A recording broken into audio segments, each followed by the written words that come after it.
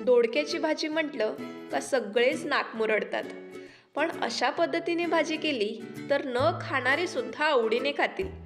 आता इथे भाजीसाठी मी पातळ बारीक चिरून खोबरं घेतलं आहे, चिमूटभर जिरं आणि 2 चमचे एवढे धने. आता हे बारीक गॅस करून 1 मिनिटभर परतून घ्यायचे. त्यानंतर याची पावडर करून घ्यायची. दोडका म्हटलं का त्याची शीर काढून त्याला बारीक चिरून घ्यायचं.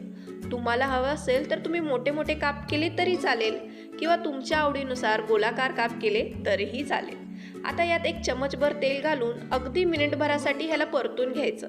जरासं परतलं का हे थोडे नरम होतात आणि याचा कलरसुद्धा लगेच बदलतो. हे थोडे डार्क कलरमध्ये आणि लालसर असं दिसायला लागतात. आता आपण हे एका प्लेटमध्ये काढून घेणार आहोत. त्याच पॅनमध्ये 2 चम्मच एवढं तेल घालायचं. आता इथे मोहरी आणि कढीपत्ताची फोडणी मी दिलेली, पण तेव्हा माझ्या मोबाईलचा कॅमेरा ऑफ होता, त्यामुळे तेवढं रेकॉर्डिंग झालं नाही. आता इथे मी एक मोठा कांदा बारीक चिरून घेतला आहे. ह्याला छानपैकी भाजून घ्यायचं. अगदी लालसर होईल एवढा नाही, पण किंचित लालसर होईल एवढा.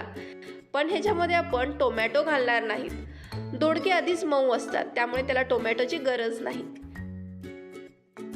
यानंतर यात खोबरं, जिरं आणि धने याची पावडर केलेली ती आपण यात घालून घेणार आहोत. यात वेगळा कोणताही मसाला घालण्याची गरज नाही. तुम्हाला हवं तेवढं तिखट तुम्ही घालू शकता आणि किंचित हळद. हे सुद्धा छान मिक्स करून घ्यायचं. त्यानंतर आपण भाजून घेतलेले दोडके यात मिक्स करून घ्यायचे. सगळे मसाले ह्याला छानपैकी लागायला हवेत. त्यानंतर चवीपुरतं मीठ घालायचं आणि ह्याला झाकून 2 मिनिटसाठी शिजवायचं. तुम्हाला जर थोडी ग्रेव्ही हवी असेल तर थोडं पाणी घालायचं.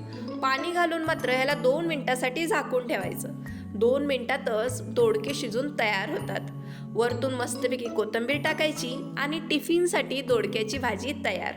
अशी भाजी एकदा तरी ट्राय करा आणि व्हिडिओ आवडल्यास व्हिडिओला लाईक करायला विसरू नका.